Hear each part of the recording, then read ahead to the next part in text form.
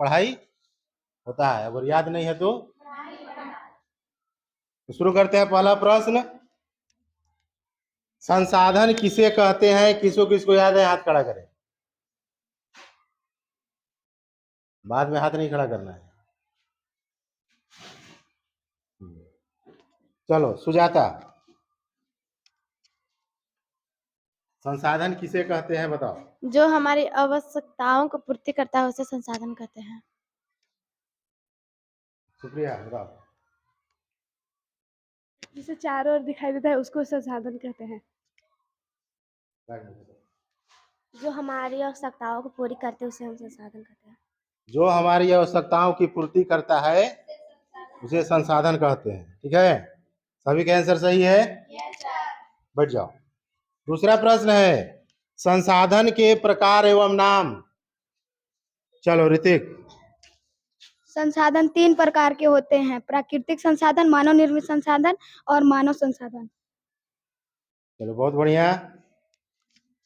अगला प्रश्न है, जो संसाधन का नाम बताया उसी को पार्ट बाय पार्ट डिफिनेशन बताना है। ठीक है, तो पहला पूछते हैं हम, प्राकृतिक संसाधन किसे कहते हैं? जैसे हम मतलब नहीं बना सकते उसे प्राकृतिक संसाधन कहते हैं। उदाहरण? उदाहरण में सौर ऊर्जा, सूर्य, पृथ्वी, etc। और किसी को याद है प्राकृतिक संसाधन? अच्छा आओ। जो मानव नहीं बना सकते हैं और उसे और प्राकृतिक से प्राप्त होते हैं, जैसे में पहाड़, नदी, समुद्र आदि। ठीक है, प्राकृतिक संसाधन, बैठ जाओ। प्राकृतिक संसाधन उसे कहेंगे जिसको मनुष्य नहीं बना सकता है, जैसे पहाड़, नदी, पेड़, झरना, मृदा वगैरह वगैरह। ठीक है, अब अगला प्रश्न है, किसको याद है, मानव निर्मित संसाधन किसे कहेंगे? हाथ खड़ा करो जिसको याद है। चलो बताओ। जो मानव द्वारा बनाया जाता है उसे मानव निर्मित संसाधन कहते हैं, जैसे पुल, सड़क, गाड़ी इत्यादि। इत्यादि। ठीक है, और कौन बताएगा? ये बताइए। चलो। मानव निर्मित संसाधन उसे कहते हैं जिसे मानव बनाते हैं, जैसे में सड़क, कुर्सी, टेबल इत्यादि। बहुत अच्छे। अगला है कि मानव संसाधन किसे कहते हैं? ठीक है, पीछे से तुम बताओ। जो खुद में एक संसाधन होते हैं उसे मानव संसाधन कहते हैं, जैसे में कीचड़ इत्यादि। जो भी रिसोर्स है, मतलब मानव संसाधन का मतलब मनुष्य खुद में एक संसाधन है और वह भी बहुत तरह का कार्य कर सकता है। जैसे कि बहुत सारे पोस्ट है, शिक्षक हो गए, डॉक्टर हो गए, इंजीनियर हो गए, वह भी एक संसाधन है। ठीक है, आराध्या का जवाब भी बढ़िया है। अब नेक्स्ट प्रश्न, वास्तविक संसाधन किसे कहते हैं? चलो आप शुरू करते हैं, सुशील कुमार पाठक। जिसकी मात्रा ज्ञात होती है और हमारी आवश्यकता के लिए ठीक है, अभी मतलब वर्तमान में हो रहा है, जैसे में कोयला और बॉक्साइट। और कौन बताएगा? तुम चलो बताओ, एकदम बताना है, सब याद है। वास्तविक संसाधन उसे कहते हैं जिनके मात्रा ज्ञात होते हैं, उसे संसाधन वास्तविक संसाधन कहते हैं। जैसे में चावल,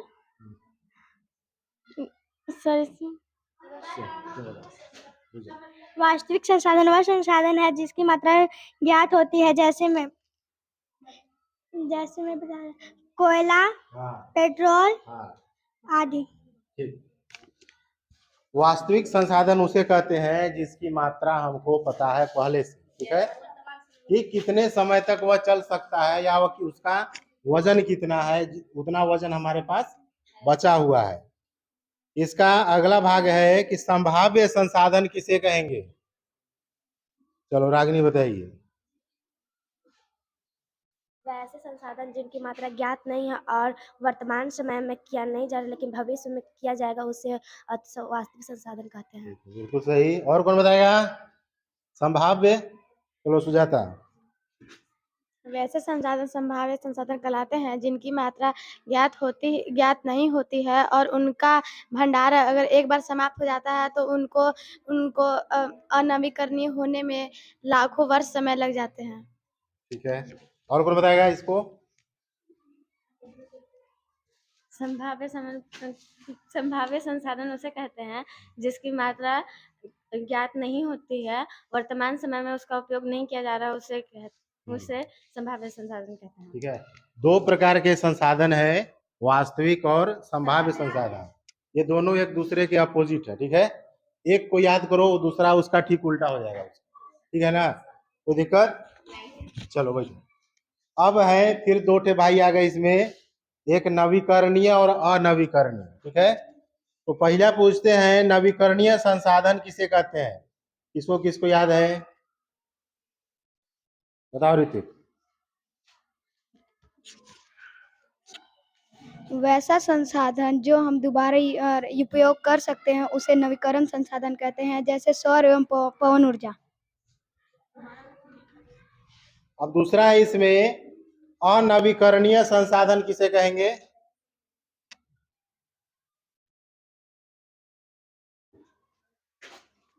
चलो खड़ा हो।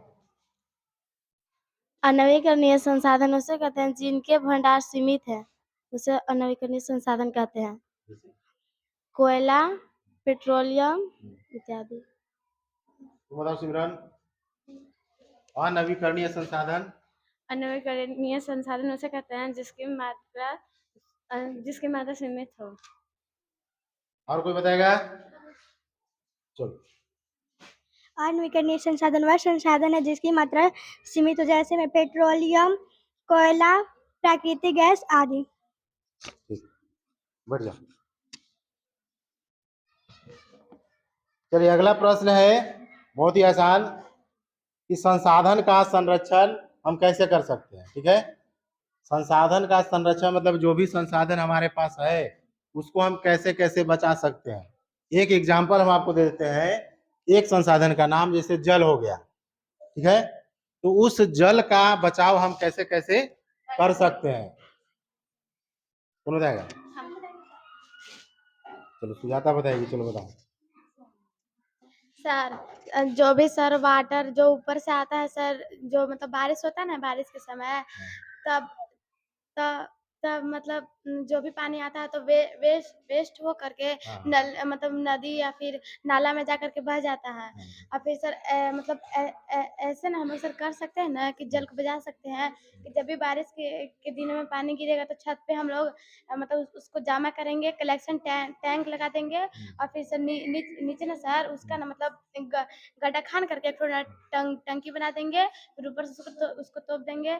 फिर सर उसमें ना मतलब पैप के सहायता से ना उसको ना मतलब कहते हैं सप्लाई करके सर फिल्टर करके उसको में डाल देंगे कुआं में। और फिर सर ठीक, एक और उदाहरण हम दे रहे हैं इसमें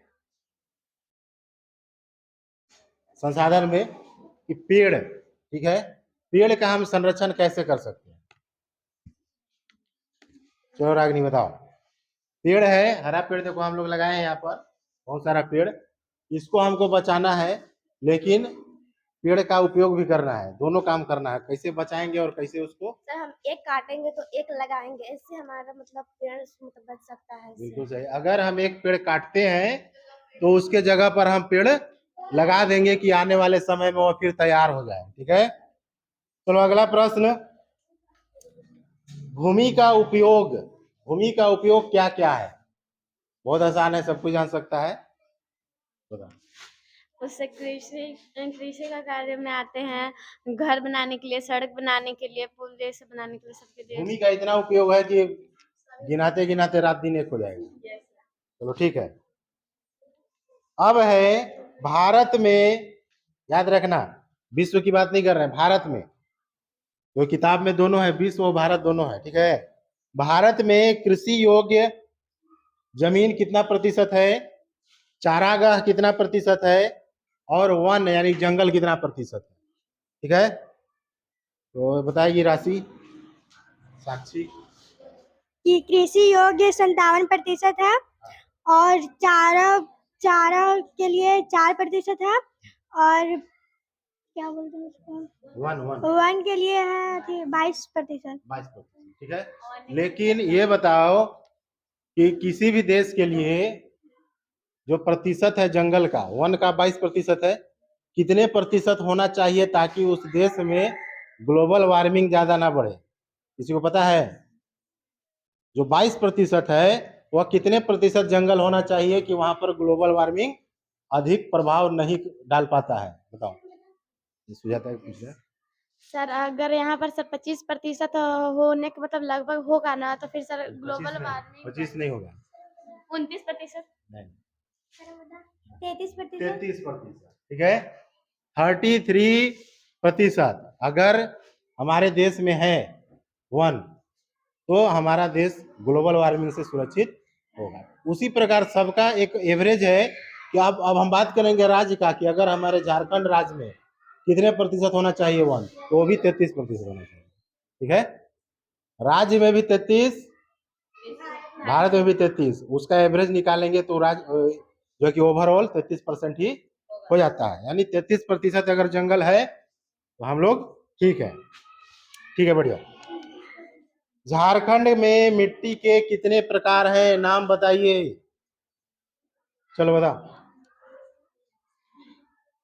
लाल मिट्टी, अभ्रकयुक्त मिट्टी, बलुई मिट्टी और काली मिट्टी। कितना बताया? पाँच। फिर से बोलो। लाल मिट्टी, हाँ, अभ्रकयुक्त मिट्टी, दो, बलुई मिट्टी, तीन, काली मिट्टी, चार, लैटराइट मिट्टी। 5, ठीक है, बैठो। अगला प्रश्न है, थोड़ा इसका वर्ड टफ है लेकिन आसान है, समझना इसको। मृदा के निम्नीकरण में सहायक कारक कौन कौन है? निम्नीकरण का मतलब कि मृदा को कौन खराब कर रहा है, ठीक है, कौन उसको बर्बाद कर रहा है। हाथ पहले से करता है उधर, बताओ, आने दो। वनोन्मूलन, रासायनिक और चारागा, चारा, ये सब मतलब। ठीक है, और कौन बताएगा? बताओ। बाढ़, वनोन्मूलन और वर्षा और अत्यधिक वर्षा, हाँ अत्यधिक वर्षा और मतलब समुद्र में कभी वो ठीक है, ठीक ठीक ठीक। और वनोन्मूलन, अतिचारण और वर्षा दोहन। ठीक है, इसमें अतिचारण जोड़ी है। अतिचारण मतलब वही चारागाह, ठीक है, जहां पर खेतों का अधिक मतलब चराई कर दिया जाए, तो ये मृदा का निम्नीकरण में लोग सहायक करते हैं, लोग सहायता करते हैं। निम्नीकरण मतलब मिट्टी को वहां से क्षय कर देना, वहां मिट्टी जो है खराब हो जाती है, कट जाती है वहां पर। बढ़ जाओ। चलो, सबसे आसान प्रश्न, जल चक्र किसे कहते हैं? अच्छा, नया लिखो, ऐसे ही हाथ खड़ा करो सब, बोलो। जल चक्र जो हम किसी भी वस्तु को जलाते हैं, जो वाष्प बनकर जाता है ऊपर, तो वो बादल बन जाता है, फिर बादल से वो मतलब पानी की तरफ बरस जाता है, उसी को कहते हैं। बारिश होता है तो बारिश के समय सारा पानी आके समुद्र ये सब में चला जाता है, उसके बाद फिर से वाष्प बन के वो बादल के रूप में बन जाता है। ठीक है, ठीक है, ठीक है। सर जब भी सर आसमान से बारिश होता है तो फिर बारिश गिर के सर फिर नदी तालाब बन जाता है, फिर से गर्मी के दिन में वो सर वाष्प बन के ऊपर में जाके सर बादल बन जाता है, फिर से बादल बन करके फिर सर पानी गिरा देता है, तो उसके बाद ये जल चक्र हुआ सर। ठीक है, बहुत अच्छा। अब है जो पहले हम लोग करा चुके हैं कि जल का संरक्षण कैसे किया जा सकता है, केवल प्रकार बताना है, किस कैसे कैसे हम बचा सकते हैं जल को, केवल बताना है कैसे कैसे बचा सकते हैं, उसका टोटल प्रोसेस नहीं बताना है, ठीक है। कैसे कैसे हम बचा सकते हैं, बताओ। रेन वाटर हार्वेस्टिंग के द्वारा। ठीक है, तुम बताओ। फिर सर मतलब कहाँ जहाँ जहाँ सर जहाँ जहाँ खेत के बाहर जहाँ से सर सब ढिलन के आ जाता है ना सर, वहाँ पे वैसे गड्ढा कर देंगे ना सर, तो वैसे पानी बच सकता है। और बताओ, घर में हम पानी का उपयोग करते हैं, कैसे बचा सकते हैं, कौन कौन सा उपयोग में? सर घर में जब एक गिलास के बदला 2 गिलास मतलब फेंकते ना है, उससे बढ़िया जितना पीने भर ले पानी और उसी को बाल्टी में रख दे पानी, तो बहुत ज्यादा बढ़िया है।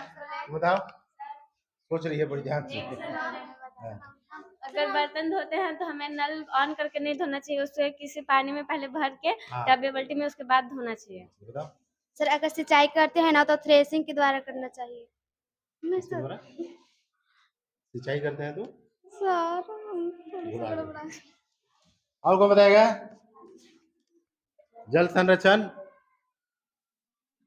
बताओ, एकदम आखिरी उम्मीद तक उम्मीद बनाए रखो कि हमको याद है। हमें अपने घरों में ऊपर साइड लगाना चाहिए फिल्टर्स, जो बरसात का पानी जो ऊपर मतलब गिरता है उसमें स्टोर हो के रखेगा, उससे फिर फिल्टर्स होगा ना, उससे मतलब कुछ भी काम कर सकते हैं कृषि कार्यों से।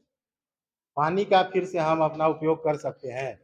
चलो 15 प्रश्न था, 15 प्रश्न का जवाब लगभग 14-15 बच्चे ही दिए हैं, और थोड़ा सा और संख्या बढ़ना चाहिए इसका, ठीक है। अगर कोई दिक्कत है समझने में या हमको समझाने में कोई दिक्कत हो रहा है तो बताओ, सर ऐसे नहीं ऐसे समझाइए, ठीक है, लेकिन याद होना चाहिए, ठीक। अब अगला बार फिर 2 पार्ट का प्रश्न उत्तर करेंगे, तो 14-15 ही नहीं, 2 पार्ट में आगे का 2 पार्ट, तो सभी बच्चे का हाथ उठना चाहिए, ठीक है, ठीक है।